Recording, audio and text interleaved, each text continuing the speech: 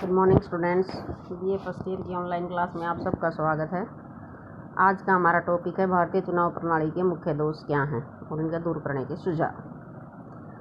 भारत जो संसार का सबसे बड़ा लोकतंत्र है। भारत में अब तक लोकसभा के 17 चुनाव हो चुके हैं और किन्हीं राज्य विधानसभाओं के तो इससे भी अधिक चुनाव हो सकते हैं।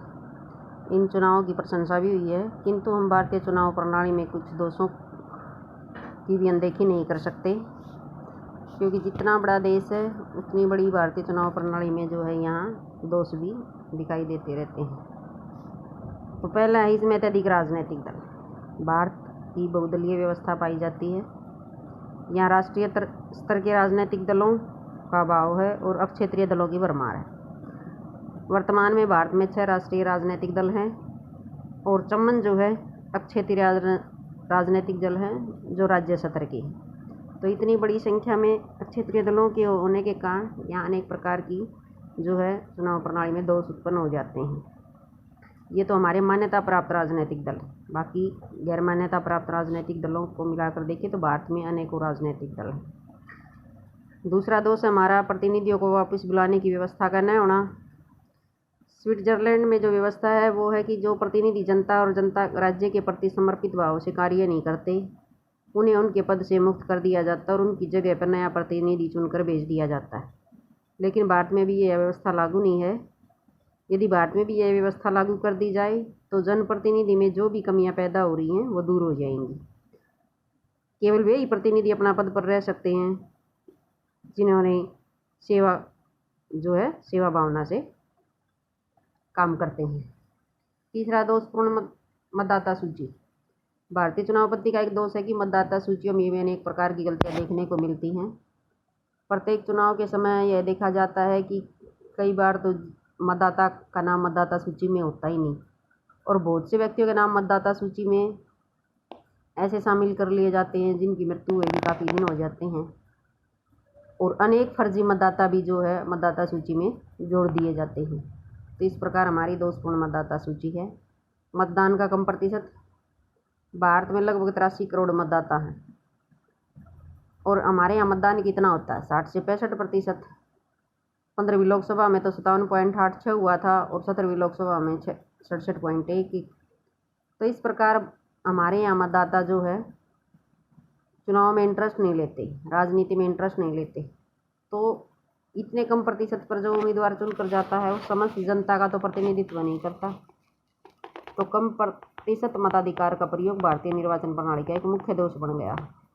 जाली मतदान, ये तुमने गांव में भी देखा होगा, सरपंच के इलेक्शन में या एमपी एमएलए के इलेक्शन में कितने बोगस वोट डालते हैं। तो ये भी हमारी चुनाव प्रणाली का एक दोष है कि यहाँ जाली मतदाताओं की संख्या, जो मतदान की संख्या बढ़ती जा रही है और ये भारतीय लोकतंत्र के लिए खतरा बनता जा रहा है। और हमारे यहाँ तो जाली मतदान तो संगठित तौर पर किया जाता है।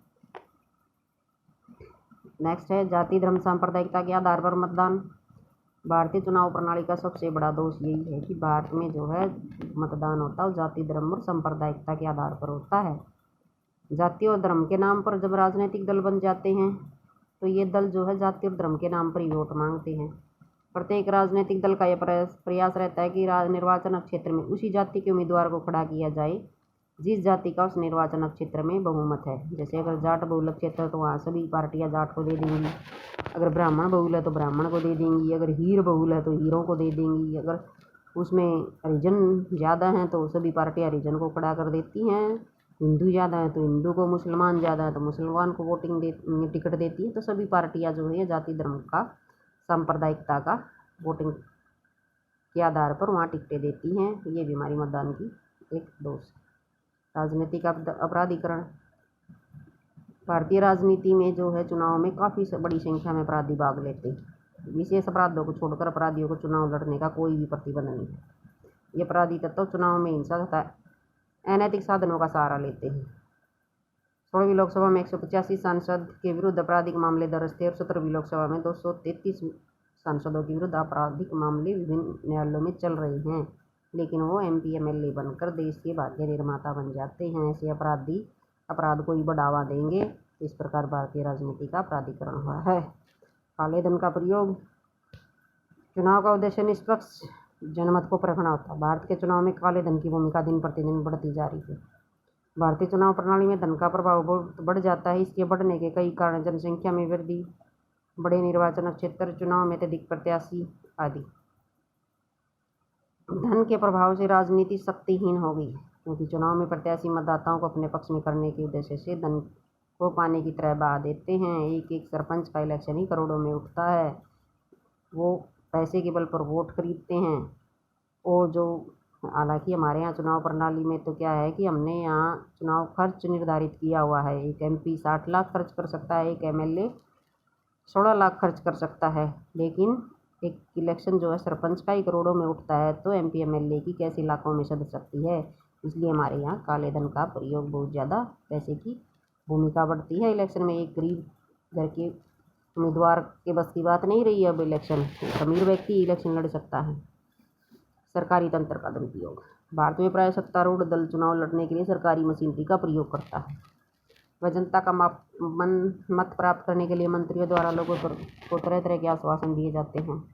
चुनाव में विभिन्न वर्गों के लोगों के लिए अनेक सुविधाओं की घोषणा कर देते हैं, जैसे कर्मचारियों की वेतन वृद्धि में, भत्तों में वृद्धि होगी, किसानों के कर्जे माफ होंगे, लाभकारी योजनाओं की घोषणाएं। इसके अतिरिक्त चुनाव दौरों के समय मंत्री सरकारी वाहनों का प्रयोग करते हैं। प्रशासनिक अधिकारी मंत्रियों के स्वागत के लिए दफ्तर बंद करके खड़े हो जाते हैं रोड पे, और दफ्तरों में इनके गायब होने के कारण जनता को जो असुविधा का सामना करना पड़ता है उसको सब जानते हैं। तो इस प्रकार यहाँ हमारे जिसकी सरकार होती है वो इलेक्शन के समय जो है वो सरकारी तंत्र का दुरुपयोग करते हैं। उम्मीदवारों के लिए शैक्षणिक योग्यता का अभाव। भारतीय चुनाव प्रणाली की एक कमी यह भी है कि वह किसी भी पद के उम्मीदवार के लिए कोई शैक्षणिक योग्यता निर्धारित नहीं की। हालांकि अभी सरपंच के लिए तो कर रखी है थोड़ी बहुत योग्यता निर्धारित, लेकिन MP MLA के लिए अब तक कोई योग्यता निर्धारित नहीं है। जबकि सच्चाई तो यही थी कि MP MLA देश की नीतियों को निर्धारित करते तो उनके लिए योग्यता पहले निर्धारित करनी चाहिए थी, लेकिन नहीं, पहले सबसे निचले स्तर पर जाकर योग्यता निर्धारित करी है। ऐसी स्थिति में अशिक्षित उम्मीदवार चुनाव लड़ते हैं और जीतने के बाद कानून निर्माण का कार्य में कोई भूमिका नहीं निभा पाते। तो इसलिए उम्मीदवारों के लिए शैक्षणिक योग्यता का निर्धारण करना चाहिए। उम्मीदवारों के लिए अधिकतम आयु सीमा नहीं। तो भारतीय जनप्रतिनिधि अधिनियम 1951 के अनुसार चुनाव लड़ने के लिए प्रत्याशी की न्यूनतम आयु निश्चित की गई है। भी जैसे MP 25 साल का, MLA 25 साल का, सरपंच 21 साल का, राष्ट्रपति 35 साल का, राज्यसभा विधान परिषद 30 साल के व्यक्ति इलेक्शन लड़ सकते हैं, लेकिन अधिकतम आयु नहीं। जब सरकार कर्मचारी 58 या 60 वर्ष की आयु में सेवानिवृत्त हो जाता है तो फिर चुनाव लड़ने के लिए प्रत्याशी की अधिकतम आयु सीमा अवश्य निश्चित की जानी चाहिए। भारत के अधिकांश प्रमुख नेता 70 वर्ष से अधिक आयु के हैं। आयु सीमा निश्चित न होने के कारण कुछ प्रत्याशी अत्यधिक आयु होने के बावजूद भी चुनाव में भाग लेते हैं। बड़ी आयु के ऐसे प्रत्याशियों में वह तीव्रता, जोश और लगन नहीं होती जो एक जन प्रतिनिधि में होनी चाहिए। तो इस प्रकार ये भारतीय चुनाव प्रणाली के कुछ दोष थे। इनको दूर करने के उपाय जो हैं, तो इन्हीं जो हेडिंग हमने पढ़े हैं, इन्हीं हेडिंग को अगर आप एज इट इज़ चेंज कर दोगे, भी जैसे धन का दुरुपयोग को रोकना चाहिए, जो हम काला धन का यूज कर रहे हैं, आंकड़ा निर्धारित कर रखे अभी इतने से पैसे ज़्यादा खर्च नहीं करने, उसके बावजूद भी हम बहुत ज़्यादा एक समय सीमा से बढ़कर आगे, धन की जो सीमा उससे आगे बढ़कर खर्च कर देते हैं। तो इसके लिए यही सुझाव कि चुनाव प्रचार का समय कम होना चाहिए। जितना समय कम होगा उतना पैसा कम पाएंगे। राजनीतिक दलों के खर्च को भी प्रत्याशी के खर्च में जोड़ देना चाहिए, और जो प्रत्याशी द्वारा खर्च किया जाता है उसका ब्यौरा, उसकी जांच पड़ताल अच्छे तरीके से होनी चाहिए। प्रत्याशियों को जो चंदा दिया जाता है वो चेक या ड्राफ्ट में दिया जाना चाहिए। जो अन्य संस्थाओं के द्वारा खर्च को भी प्रत्याशी के खर्च में शामिल करना चाहिए। तो इसलिए जो एक सुझाव तो यही है कि धन के दुरुपयोग को रोकना चाहिए। स्वतंत्र उम्मीदवारों पर प्रतिबंध। भारतीय चुनाव प्रणाली का एक दोष भी है कि यहाँ निर्दलीय बहुत ज़्यादा खड़े हो जाते हैं। तो जो यहाँ राजनीतिक दल मान्यता प्राप्त हैं, उन्हीं दलों के उम्मीदवारों को चुनाव में भाग लेने का अधिकार होना चाहिए, क्योंकि ये स्वतंत्र उम्मीदवार किसी तरह के अनुशासन में नहीं होते। ऐसे उम्मीदवारों पर प्रतिबंध लगाने के लिए इन मतों का निश्चित प्रतिशत प्राप्त करने का प्रतिबंध लगाया जा सकता है। जो प्रत्याशी निश्चित मत में असफल रहे उसे आगामी चुनाव लड़ने के लिए योग्य करार दे देना चाहिए। साथ ही नामांकन पत्र को प्रस्ताव में अनुमोदित करने वाले मतदाताओं की संख्या भी कम से कम 100 कर देनी चाहिए। जब हम फार्म भरने जाते हैं ना, तो उस समय उस नामांकन पत्र को प्रस्तावित करने वाले और अनुमोदित करने वाले कुछ कंडीशन होती हैं, तो वो संख्या केवल 15 की ये है MLA की, जैसे राष्ट्रपति का 50 है। 3 उपाय के लिए निर्दलीय चुनाव उम्मीदवारों के चुनाव लड़ने की प्रवृत्ति पर प्रतिबंध लगाया जा सकता है। अपराधियों के चुनाव लड़ने पर प्रतिबंध होना चाहिए, क्योंकि अपराधी जो हो गया तो देश में केवल देश की राजनीति को दूषित ही करेगा।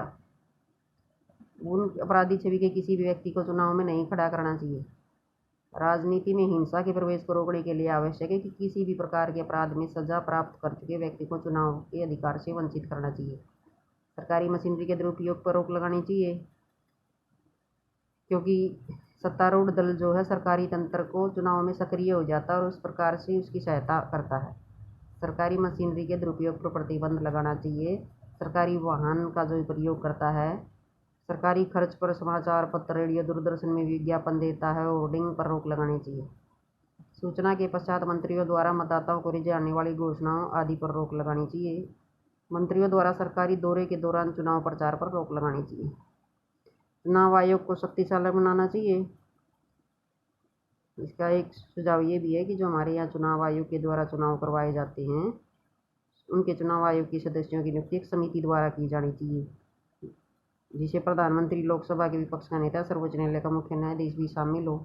क्योंकि तुम जानते हो कि चुनाव आयोग की अध्यक्ष की नियुक्ति राष्ट्रपति द्वारा की जाती है और राष्ट्रपति सरकार का एजेंट ही होता है, रबड़ की मोहर होता हो, तो जैसा सरकार चाहती है वैसे उन्हीं को बना देते हैं चुनाव आयोग में।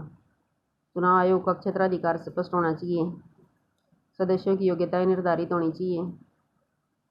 सेवानिवृत्त प्रशासनिक अधिकारी को आयोग में नियुक्त नहीं करना चाहिए। उम्मीदवारों की शैक्षणिक योग्यता निर्धारित होनी चाहिए।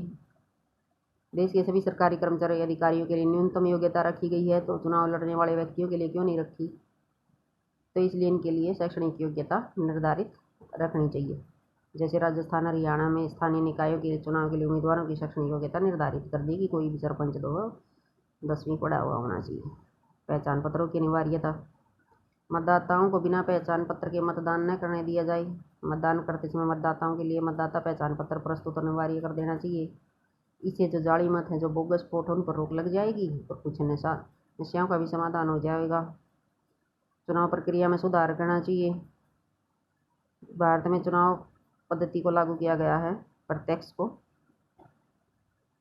इस पद्धति द्वारा निर्वाचित प्रत्याशी बहुसंख्या के आधार पर नहीं, केवल अल्पसंख्यक के आधार पर निर्वाचित होता है, क्योंकि एक निर्वाचित क्षेत्र में अनेक प्रत्याशी चुनाव लड़ते हैं, जिसके बीच मत बंट जाने के कारण अनेक प्रत्याशियों में थोड़े से अधिक मत प्राप्त करने वाले प्रत्याशी को भी निर्वाचित घोषित कर दिया जाता है। लेकिन अनुपातिक प्रतिनिधित्व प्रणाली लागू करने से समस्या को काफ़ी सीमा तक समाधान हो सकता है। चुनाव याचिकाओं पर शीघ्र निर्णय नहीं होता, क्योंकि कई बार जो है किसी के खिलाफ, विधायक के खिलाफ कोई चुनाव याचिका लगा भी दी जाती है, तो उसका कार्यकाल ही पूरा हो जाता है समय से। तो कार्यकाल पूरा होने के बाद कई बार जो है चुनाव आयोग द्वारा किए जाने चाहिए न्यायालय उसकी रिपोर्ट टाइम समय सीमा में बांधने से भी समस्या का समाधान हो सकता है। कई बार एक विधायक के खिलाफ याचिका होती है तो पूरे 5 साल अपने विधायक पद पर बना रहता है और बाद में उसका जो है फैसला आता है। तो चुनाव याचिका को शीघ्र से शीघ्र जो है निपटाया जाना चाहिए। प्रतिनिधियों को वापस बुलाने की व्यवस्था होनी चाहिए, ताकि कोई भी उम्मीदवार जो है अगर ठीक से काम नहीं कर रहा है तो जनता को उसको वापस बुलाने का अधिकार मिलना चाहिए, ताकि वह आचरण के ठीक कर सके अपना। इसी प्रकार जो है भारतीय निर्वाचन प्रणाली को सुधार करने के सुझाव थे। Thank you.